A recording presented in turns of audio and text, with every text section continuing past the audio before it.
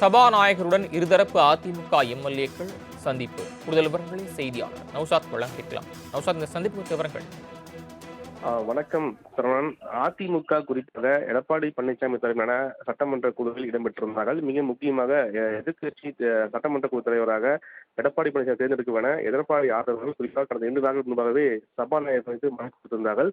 இந்த நிலையில் மிக முக்கியமாக நேற்று நடந்த பெரும்பான்மை நிரூபிக்கக்கூடிய சூழ்நிலை சி.வி. சண்முகம் தலைமையிலான அணியினர் தாவேகாவிற்கு ஆதரவு தெரிவித்திருந்தார்கள். இந்த நிலையில கட்சி தகவல் நடவடிக்கை அடிப்படையில நடவடிக்கை எடுக்க வேண்டும் என அடிப்படையில் கூறி எடப்பாடி பழனிசாமி தரப்பில் அகரி கிருஷ்ணமூர்த்தி, தலவாய் சிங்கம் உள்ளிட்டோர் தொடர்ந்து நேற்று சட்டப்பேரவை சந்தித்து மனு கொடுத்திருந்தார்கள்.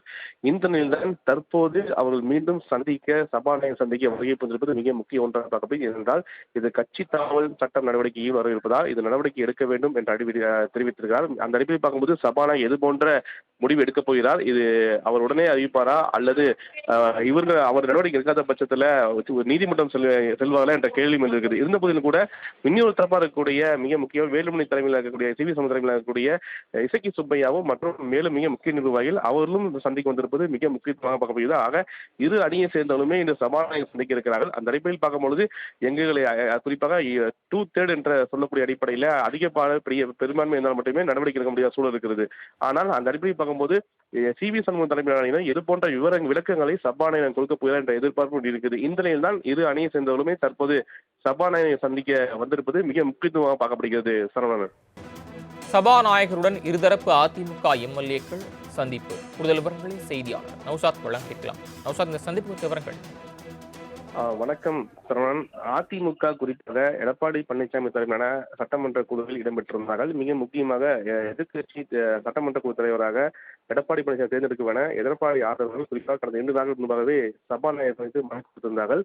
இந்த நிலையில் மிக முக்கியமாக நேற்று நடந்த பெரும்பான்மை நிரூபிக்கக்கூடிய சூழ்நிலை சி.வி. சண்முகம் தலைமையிலான அணியினர் தாவேகாவிற்கு ஆதரவு தெரிவித்திருந்தார்கள். இந்த நிலையில கட்சி தகவல் நடவடிக்கை அடிப்படையில நடவடிக்கை எடுக்க வேண்டும் என அடிப்படையில் கூறி எடப்பாடி பழனிசாமி தரப்பில் அகரி கிருஷ்ணமூர்த்தி, தலவாய் சிங்கம் உள்ளிட்டோர் தொடர்ந்து நேற்று சட்டப்பேரவை சந்தித்து மனு கொடுத்திருந்தார்கள்.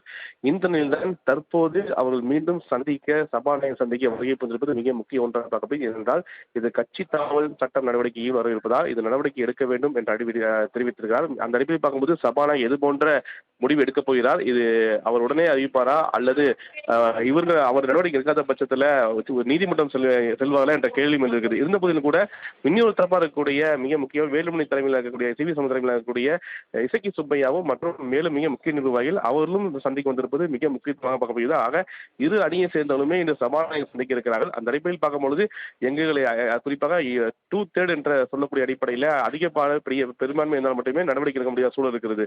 ஆனால் அந்த அடிப்படையில் பார்க்கும்போது சி.வி. சண்முகம் தலைமையிலான இது போன்ற விளக்கங்களை சபாநாயகர் கொடுக்க போகிறார் என்ற எதிர்பார்ப்பு இருக்குது. இந்த நிலையில் தான் இரு அணியை சேர்ந்தவர்களுமே தற்போது சபாநாயகரை சந்திக்க வந்திருப்பது மிக முக்கியத்துவமாக பார்க்கப்படுகிறது. சரவணன்.